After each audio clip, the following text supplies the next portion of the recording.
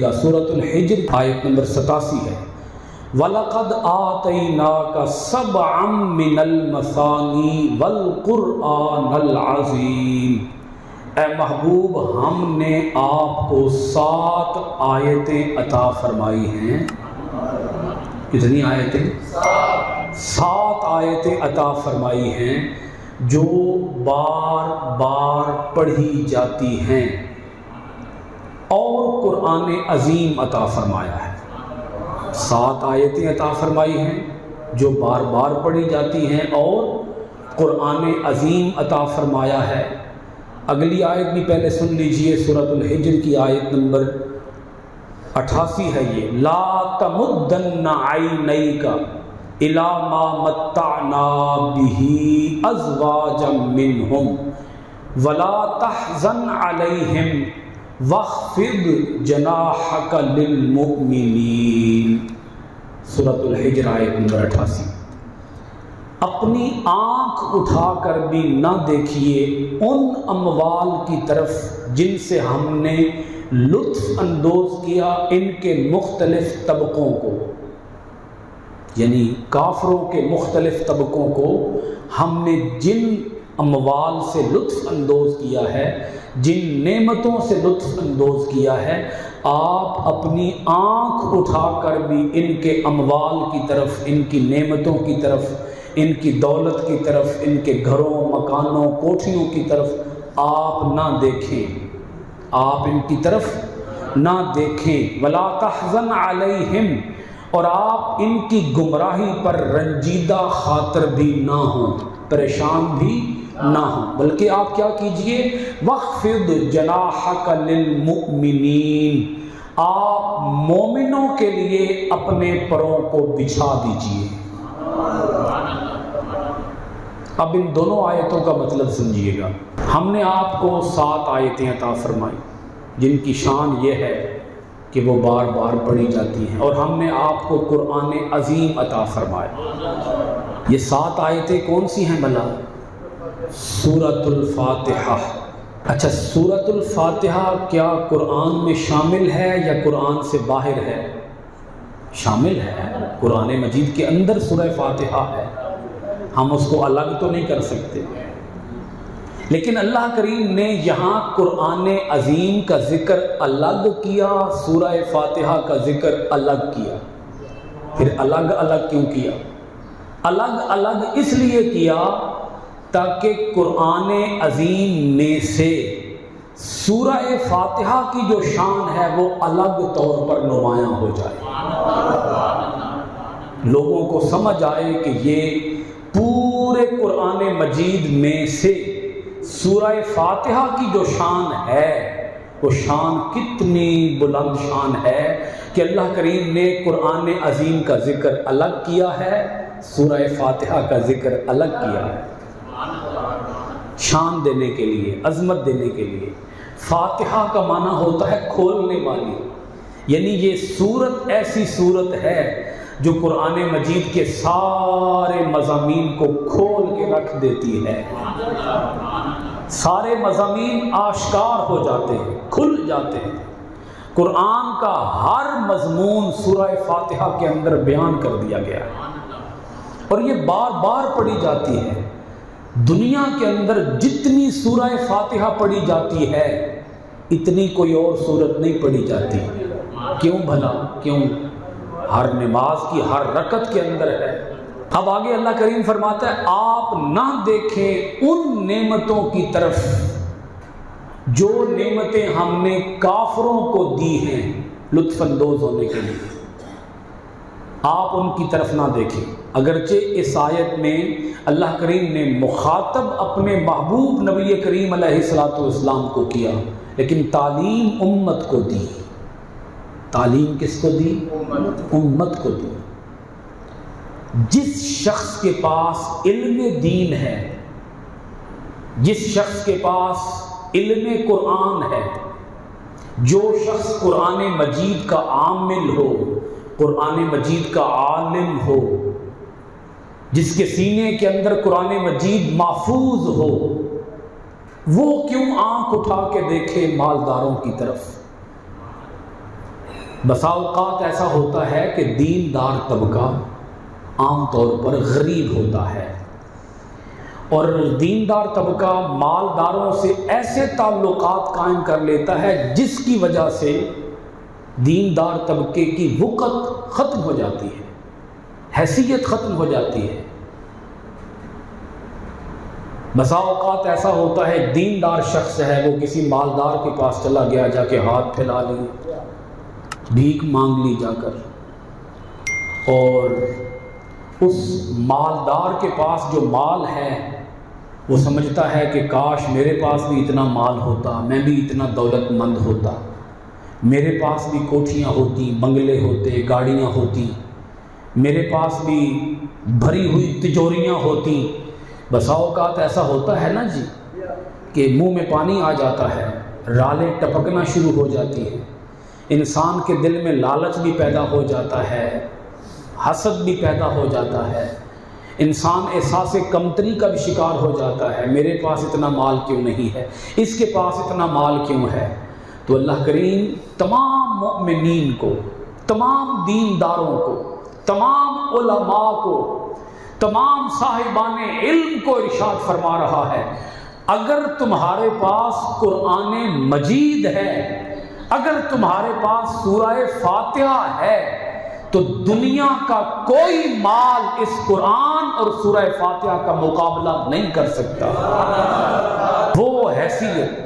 وہ حیثیت دنیا کے مال کی نہیں ہے جو حیثیت قرآن مجید کی ہے۔ تو اللہ پاک فرماتا ہے یہ دولت اس دولت کے مقابلے میں بہت بڑی دولت ہے، بہت عظیم دولت ہے۔ کون سی دولت؟ فہم قرآن کی دولت۔ جس کے پاس قرآن کا علم ہے، جس کے پاس قرآن کا فہم ہے، جس کے پاس قرآن مجید کی تفسیر ہے، جس کے پاس علم حدیث ہے، جس کے پاس دینی نالج ہے، یہ عظمت، یہ حیثیت، یہ اہمیت بہت بلند اہمیت ہے اس کی، کس کے مقابلے میں؟ دنیا کے مال کے مقابلے میں۔ آپ خود اندازہ لگائیے، کیا دنیا کا مال قیمتی ہے یا نیک اعمال قیمتی ہیں؟ دنیا کا مال قیمتی ہے کہ آخرت کا مال قیمتی ہے؟ اللہ پاک فرماتا ہے ان مالداروں کے پاس مال دیکھ کر یا عارضی نعمتیں دیکھ کر تم لالچ نہ کیا کرو ان نعمتوں کا، تمہیں نہیں معلوم ان کا حشر میں انجام کیا ہونے والا ہے۔ ان کے انجام کی طرف نظر ڈالا کرو کہ ان کا انجام کیا ہونے والا ہے۔ مالداروں کا، جو بد اعمال مالدار ہیں، بولیے کون سے؟ ہاں، بد اعمال مالدار، یا کافر مالدار، یا یہودی مالدار، یا عیسائی مالدار، یا منافق مالدار، ان کا انجام کیا ہوگا؟ آج تو اگرچہ ان کے پاس نعمتیں ہیں، ساز و سامان ہے، عیش و عشرت ہے، آرام و سکون ہے، یہ دنیا کی لذتوں کے اندر گھرے ہوئے لوگ ہیں، لیکن تم نہیں جانتے ان کا انجام کیا ہونے والا ہے، یہ کتنے سخت عذاب سے دوچار ہونے والے ہیں۔ اور تم جو نیک اعمال کرتے ہو، مومن ہو، تمہارے پاس ایمان بھی ہے، تمہارے پاس اسلام بھی ہے، تمہارے پاس دین بھی ہے، تم نماز ادا کرتے ہو، رب کے قرآن کی تلاوت کرتے ہو، تم آخرت کے اندر کتنی عظیم ابدی نعمتیں حاصل کرنے والے ہو۔ اللہ کریم فرماتا ہے آنکھ اٹھا کر دیکھنا بھی گوارا نہ کرو، انہیں کوئی حیثیت نہ دو، یہ پانی کا بلبلا ہے، یہ ختم ہو جائے گا، فنا ہو جائے گا، ان کا مال فنا ہو جائے گا۔ حضرت سلیمان علیہ السلام تخت پر سوار تھے، اور نیچے زمین پر ایک کھڑا شخص بڑا حیران ہو کر تعجب بھری نگاہوں سے اس تخت کو دیکھتا ہے، اور تخت کو دیکھ کر پڑھتا ہے سبحان اللہ۔ کیا پڑھتا ہے جی؟ بولیے۔ اور حضرت سلیمان علیہ السلام اپنا تخت زمین پر اتار لیتے ہیں، اور تخت زمین پر اتار کر اس بندے سے فرماتے ہیں اتنا میرا تخت قیمتی نہیں ہے جتنا تیری زبان سے نکلنے والا یہ کلمہ قیمتی ہے۔ اس نے حیران ہو کر پوچھا جناب یہ کیسے؟ میں نے تو سبحان اللہ پڑھا ہے بس۔ وہ بھی حیران ہو کر تعجب کے ساتھ کہ کتنا عظیم تخت ہے اور وہ بھی ہوا کے اندر اڑ رہا ہے۔ تو حضرت سلیمان علیہ السلام نے فرمایا اے بندے سن، یہ میرا تخت فنا ہو جائے گا لیکن تیری زبان سے نکلنے والا یہ کلمہ کبھی فنا نہیں ہوگا، اس کا اجر کبھی فنا نہیں ہوگا۔ کچھ سمجھ آ رہی ہے یا کوئی نہیں آ رہی؟ بندہ جو نماز پڑھ لیتا ہے وہ نماز قیمتی ہے یا دنیا کا مال قیمتی ہے؟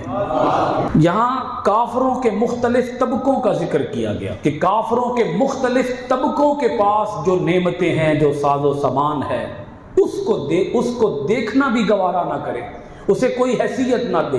یہاں کافروں کے طبقوں سے مراد یہ ہے، مثال کے طور پر کافر بھی ہیں، منافق بھی ہیں، یہودی بھی ہیں، عیسائی بھی ہیں، مشرکین بھی ہیں، ہندو بھی ہیں، سکھ بھی ہیں۔ تو یہ مختلف طبقے ہیں، کافروں کے یہ مختلف گروہ ہیں، مختلف طبقے ہیں۔ تو ان کے پاس جو ساز و سامان ہوتا ہے وہ دیکھ کر ہمیں اپنے پاس موجود ایمان کو دیکھنا چاہیے کہ ہمارے پاس جو ایمان ہے وہ ان کے پاس موجود مال اور دولت سے بھی زیادہ قیمتی ہے۔ اب آگے چلتے ہیں۔ وَلَا تَحْزَنْ عَلَيْهِمْ، اے محبوب آپ ان کافروں کے لیے کیوں غم زدہ ہوتے ہیں؟ آپ ان کافروں کے لیے کیوں دکھی ہوتے ہیں، کیوں رنجیدہ ہوتے ہیں؟ آپ ان کافروں کے لیے دکھی نہ ہوا کریں، ان کی گمراہی پر، ان کے کفر پر، ان کی جہالت پر، ان کی نادانی پر آپ غمزدہ نہ ہوا کریں، بلکہ اے میرے محبوب آپ وَخْفِضْ جَنَاحَكَ لِلْمُؤْمِنِينَ، آپ اپنے پروں کو مومنوں کے لیے نیچا رکھا کریں، اپنے پروں کو، اپنے مومنوں کے لیے اپنے پر بچھا دیا کریں۔ کافروں کے لیے غم زدہ نہ ہوا کریں، مومنوں کے لیے اپنے پر بچھا دیا کریں۔ اب سمجھیں ذرا اس آیت کا مطلب۔ جس طرح پرندہ اپنے بچوں کو اپنے پروں کے نیچے لے لیتا ہے، اللہ تعالیٰ اپنے پیغمبر صلی اللہ علیہ وآلہ وسلم کو فرماتا ہے اے میرا محبوب اس طرح آپ بھی اپنے امتیوں کو اپنے پروں کے نیچے لے لیا کریں، اپنے پر ان مومنوں کے لیے کھول دیا کریں، اپنے پر ان مومنوں کے لیے بچھا دیا کریں، اپنی رحمت کی چادر ان کے اوپر تان دیا کریں۔ کن کے لیے؟ مومنوں کے لیے۔ کافروں کے لیے آپ دکھی نہ ہوں، کیونکہ آپ کا کام تھا کافروں تک اسلام کی دعوت پہنچا دینا، وہ کام آپ نے کر دیا۔ مومنوں کے لیے آپ شفیق بنیے، آپ رؤوف بنیے، آپ رحیم بنیے، آپ کریم بنیے، آپ سخی بنیے، آپ ان کے لیے دعائیں کیا کریں، آپ ان کو اپنی شفقت دیا کریں، اپنی رحمت دیا کریں۔ اب یہاں یہ بھی سن لیجئے، حضور علیہ السلام نے اپنے رب کے اس حکم پر کتنا عمل کیا۔ حضور مومنوں کے لیے کتنے رؤوف تھے اور کتنے رحیم تھے اور کتنے شفیق تھے اور کتنے مہربان تھے۔ خود آقا علیہ السلام جب نماز پڑھتے اکیلے تنہا تو لمبی نماز پڑھتے، لیکن جب جماعت کراتے تو چھوٹی نماز پڑھتے، جب تنہا نماز پڑھتے تو صورتیں لمبی پڑھتے، لمبی صورتیں پڑھتے، جب جماعت کراتے تو صورتیں چھوٹی پڑھتے تاکہ امت کو تکلیف نہ ہو، امت کو۔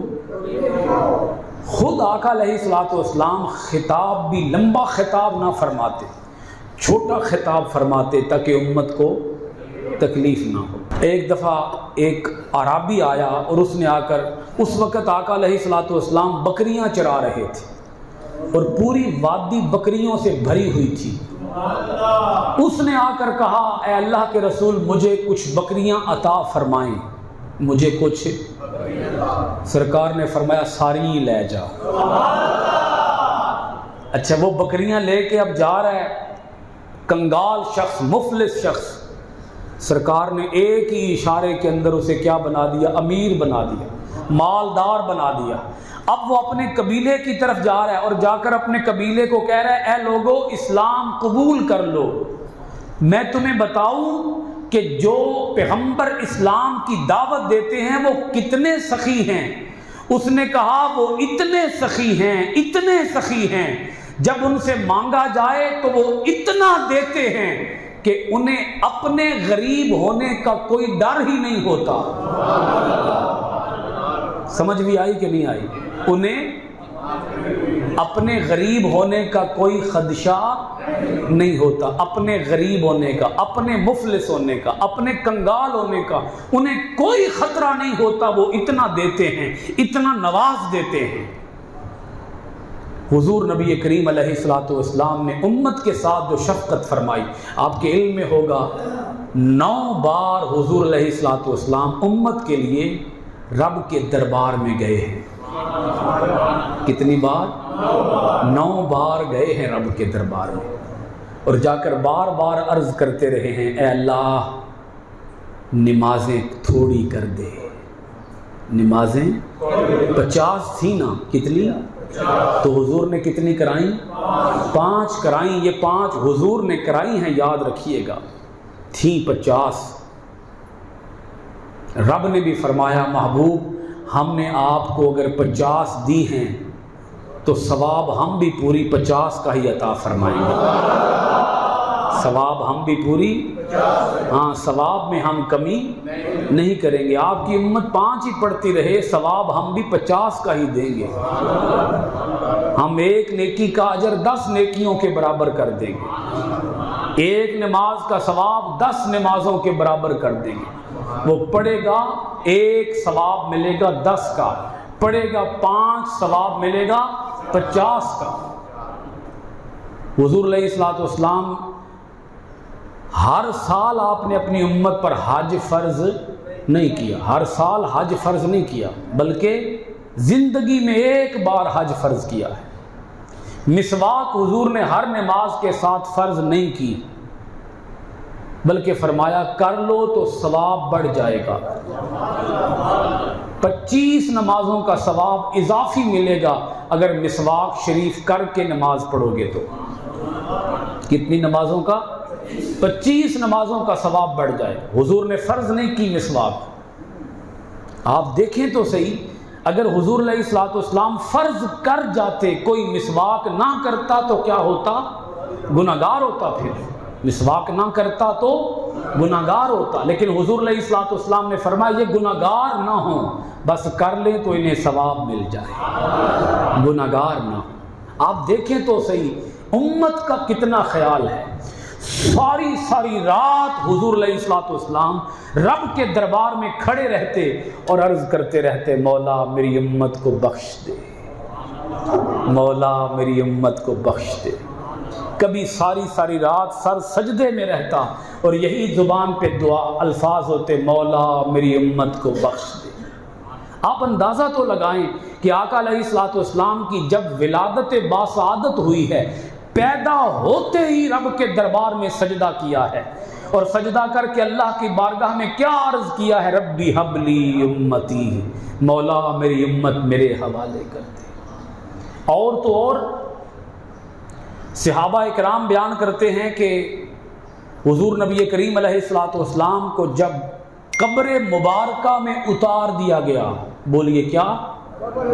جب قبر مبارکہ میں اتار دیا گیا تو جن صحابہ اکرام نے قبر مبارکہ کے اندر اتارا ہے وہ بیان کرتے ہیں، حضرت فضل ابن عباس رضی اللہ تعالیٰ عنہ وہ کہتے ہیں جب میں قبر سے باہر نکلنے لگا تو میرے دل میں خیال آیا آخری بار ایک بار پھر حضور کا دیدار کر ہی لوں۔